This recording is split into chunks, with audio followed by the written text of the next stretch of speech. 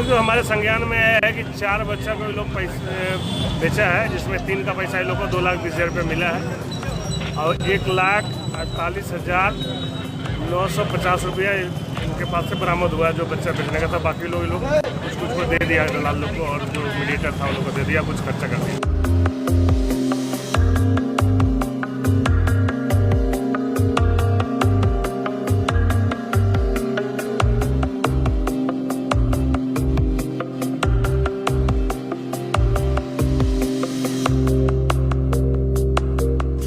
Conspiracy है। Missionaries of charity बच्चे नहीं बेचते हैं, मैं दावा करता हूं।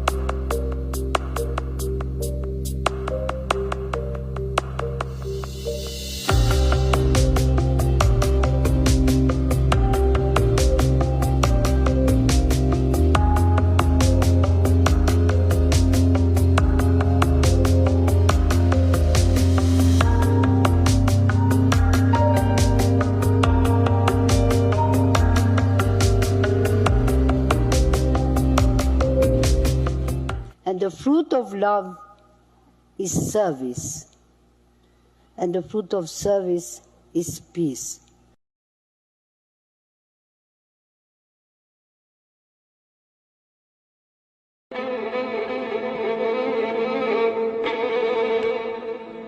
All over this unhappy globe, there are heroic volunteers putting up a selfless battle on behalf of the wretched of the earth.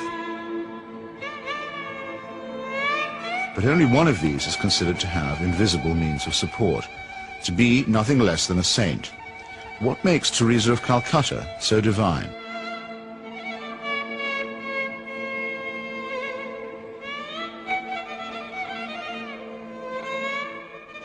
Long before Mother Teresa's helicopter touched down at about 11:20 this morning, the crowds were gathering here at Knock. Among all of you who have made this pilgrimage to Knock this afternoon, we are privileged to have with us as a special guest at this Mass a pilgrim who has come from afar, a woman whose worldwide symbol for goodness and holiness. Not many claims made by the Irish clergy are widely or uncritically accepted, even in Ireland.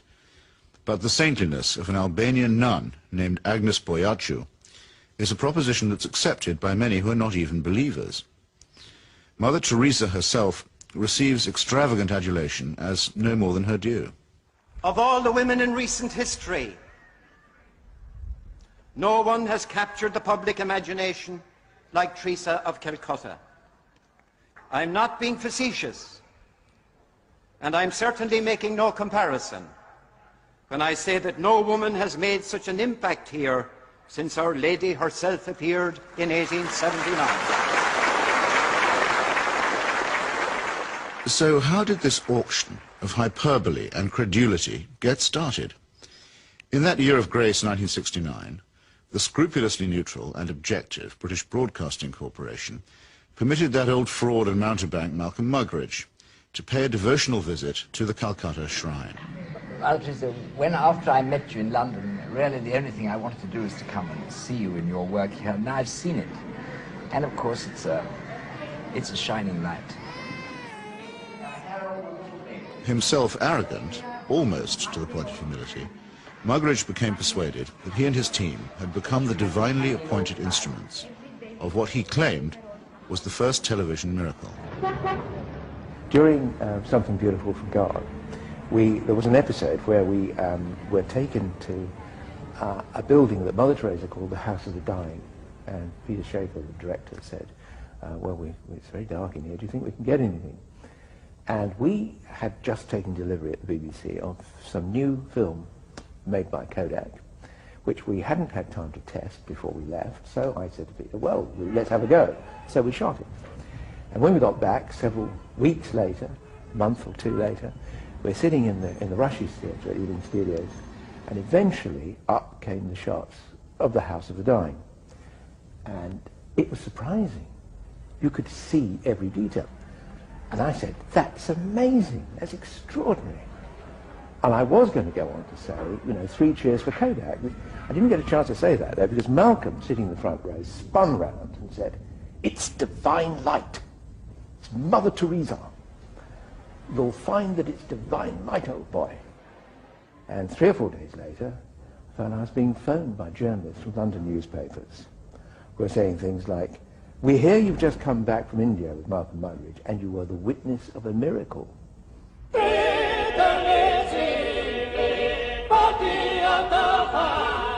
And a star was born.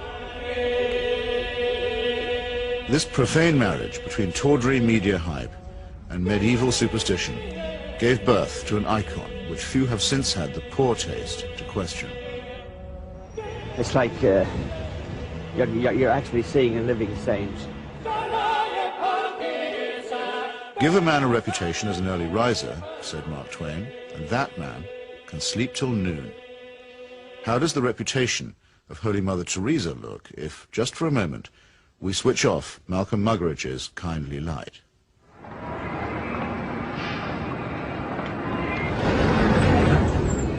Mother Teresa is a Nobel Prize winner. She's a symbol.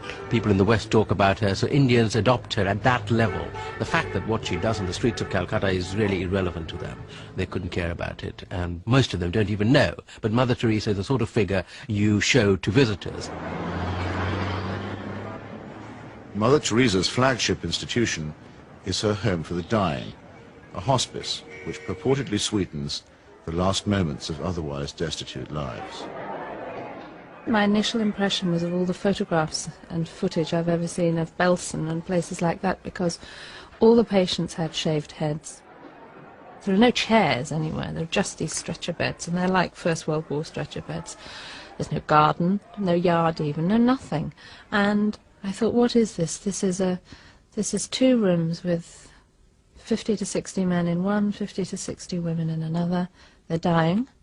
They're not being given a great deal of medical care. They're not being given painkillers really beyond aspirin and maybe, if you're lucky, some Brufen or something for the sort of pain that goes with terminal cancer and the things that they were dying of. And I thought, what's the point? Right from the very beginning, I wanted to serve the poor purely for the love of God and to give them what the rich people get with money. I wanted to give to the poor for the love of God. They didn't have enough drips. The needles they used and reused over and over and over, and you would see some of the nuns rinsing needles under the cold water tap. And I asked one of them why she was doing it. And she said, well, to clean it. And I said, yes, but why are you not sterilizing it? Why are you not boiling water and sterilizing your needles? She says, there's no point. There's no time. Mother Teresa's cult of death and suffering depends for its effect on the most vulnerable and helpless, abandoned babies, say, or the terminally ill, who supply the occasions for charity and the raw material for demonstrations of compassion.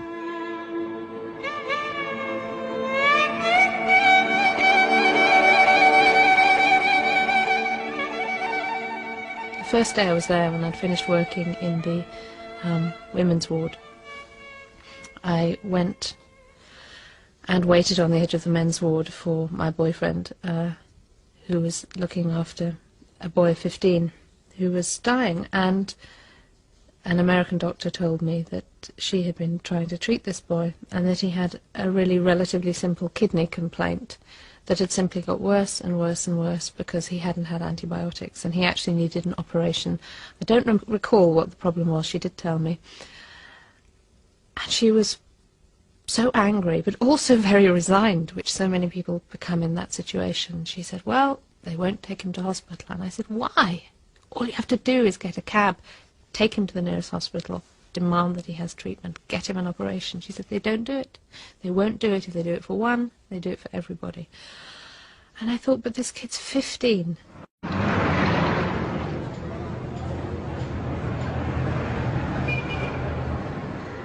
I ventured on my own pilgrimage to the missionaries of charity in Calcutta in early 1980.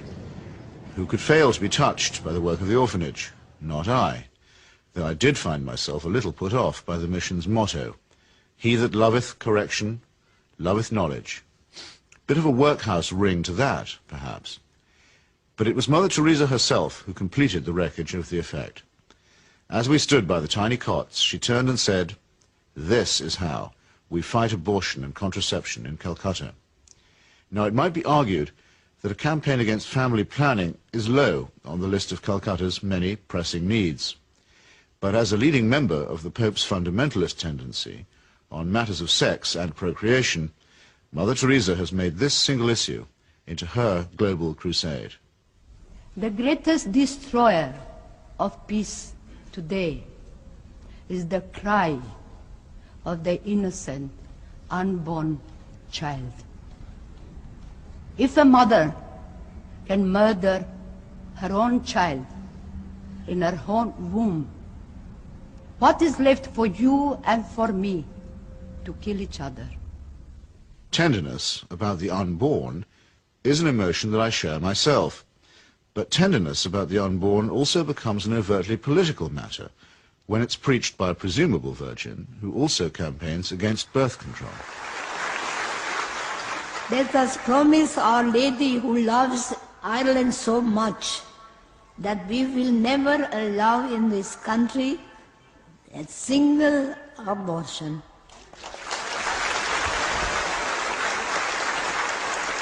And no contraceptives.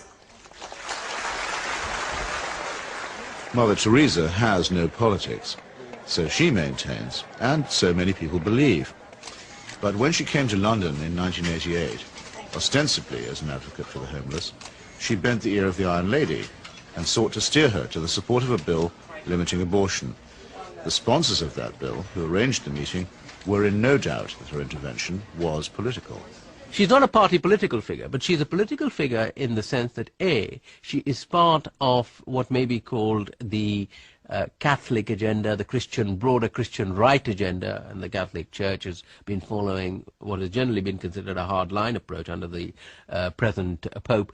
Now, she's part of that agenda, and that is fairly political agenda. I mean, you know, no abortion, opposition to birth control, ideas like that are fairly, you could say they would be contested in the political arena. And the second factor is that she is also part, if you like, of the Western agenda, where the West is still part of the third world. The rich world has a poor conscience. It wants, in fact it needs, to think that someone, somewhere, is doing something about the third world. And the Mother Teresa myth ministers to this desire. Here is a Western woman who has forsaken her life, albeit whatever life she might have had in Albania, you know, for sacrifice herself for the people of the third world. It makes the West feel better, you know. This is one of us again, once again rescuing the third world. Raising the roof. Yes, raising the roof. He's got his rations. Yes, he's got it, he's cleaning it. And then pecho shop. In the subliminal appeal that she generates, there is something of the mission to the heathen, something of the old colonial outpost, and something of Florence Nightingale. While in the silent and abject demeanour of her patients, there is something of the deserving poor. The Great White Hope, in this iconography, takes on the big black hole. And the rewards are by no means all in heaven.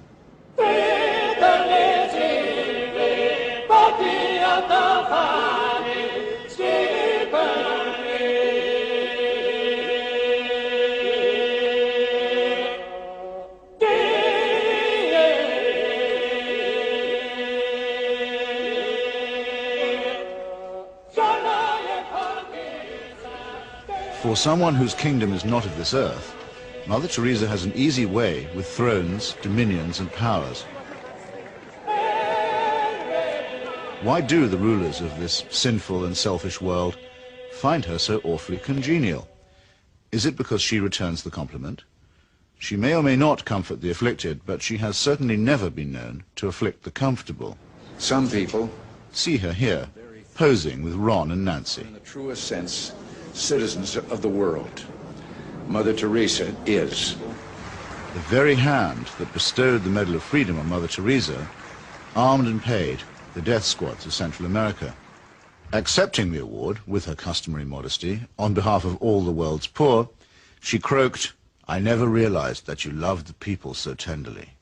I must say, I hadn't noticed that either. Reagan's proxies murdered, among many others, 4 American nuns and the Catholic Archbishop of San Salvador at the very moment that he was celebrating Mass. But, visiting the slaughterhouse states of the region during that period, Mother Teresa found nothing untoward. Everything was peaceful in the parts of the country we visited, she claimed, after touring the killing fields of Guatemala, adding for good measure, "I do not get involved in that sort of politics."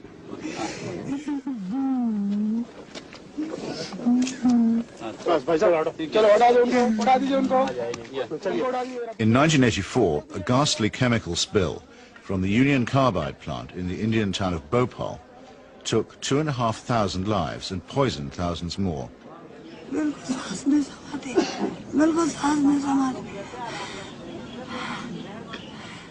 This was an act not of God, but of a negligent multinational corporation.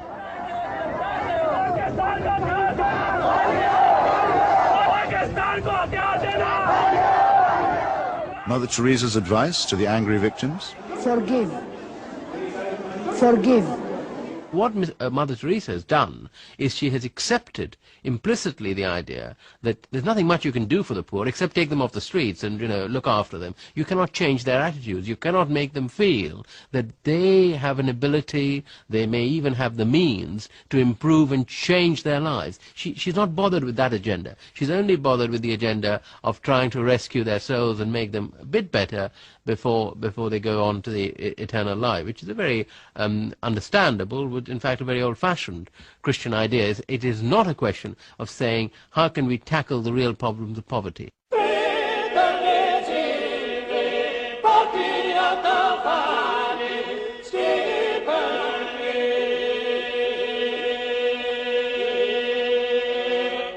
Like most people who claim to be apolitical, Mother Teresa is in practice and in theory an ally of the status quo, and when the status quo is threatened, a trusted ally of the conservative forces.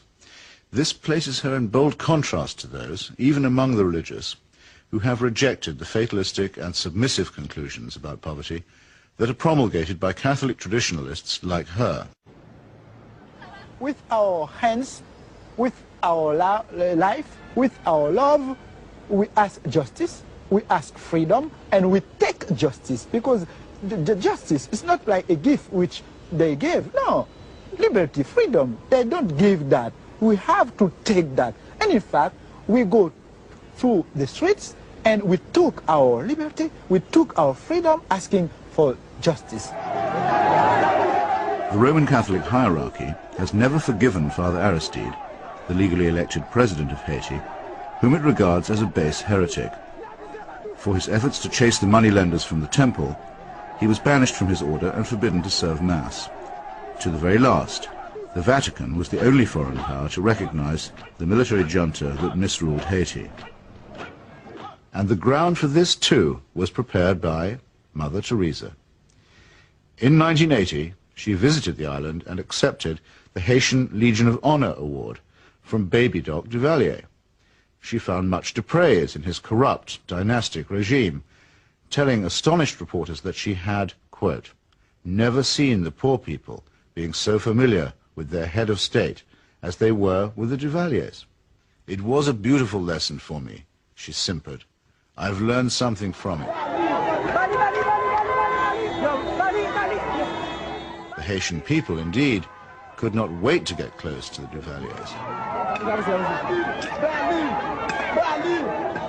who in their turn moved forever to the French Riviera.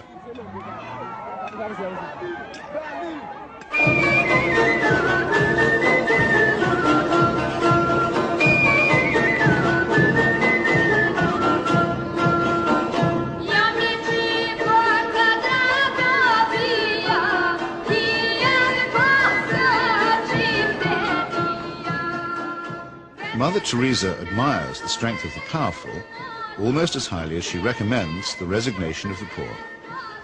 When she visited her motherland of Albania, she appeared to take seriously St. Paul's notorious assertion that the powers that be are ordained of God. The Albanian authorities had proclaimed the world's first officially atheist state. They had persecuted all forms of worship except that of their leader, Enver Hoxha. No whit abashed, Mother Teresa laid a bouquet on Hoxha's tomb. Not content with honoring a Stalinist murderer and despot, she also bestowed a wreath on the monument of Greater Albania, a cause that was once smiled upon by Pope Pius IX and his friend, Benito Mussolini.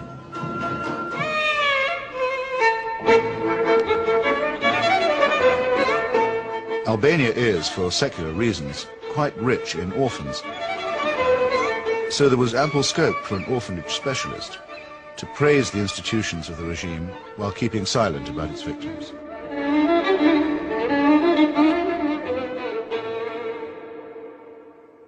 If it sometimes seems that the Saint of Calcutta is never actually in Calcutta at all, this may be because she operates more as the roving ambassador of a highly politicized papacy.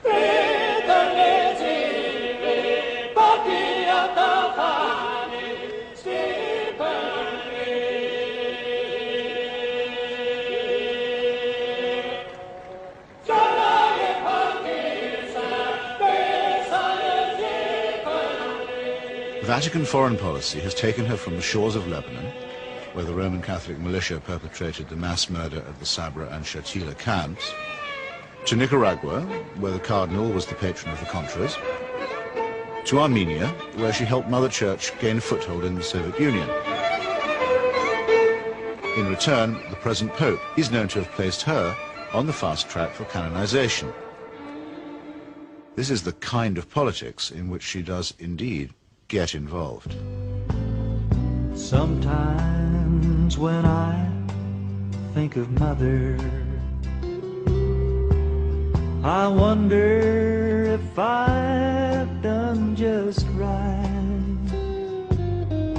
Though I'm many miles away, I can almost hear her say, "Where's my wandering boy tonight?"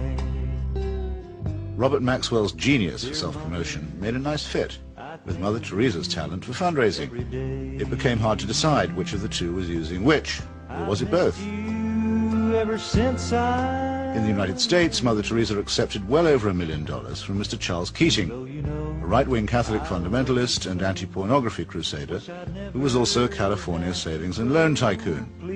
Mr. Keating's problem was that he was using other people's money. He's now behind bars after the greatest scandal in American financial history. But while he was flying high, Mother Teresa flew right along with him. She got the use of his private plane. He got a personalized Mother Teresa crucifix, which he used to store up treasure on earth. Let's get him out of here. Why should the missionaries of charity have such a special vocation for work among the rich? And does Mother Teresa pick frauds because they need her help more than the honest billionaires?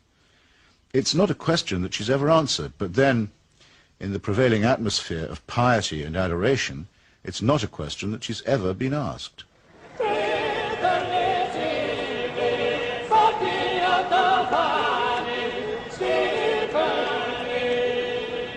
The Teresa cult is now a missionary multinational, with annual turnover in the tens of millions.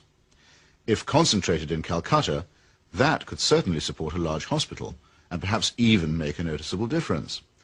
But Mother Teresa has chosen instead to spread her franchise very thinly. To her, the convent and the catechism matter more than the clinic. Now we are in 105 countries and we have 500 convents all around the world, without counting India. Beautiful.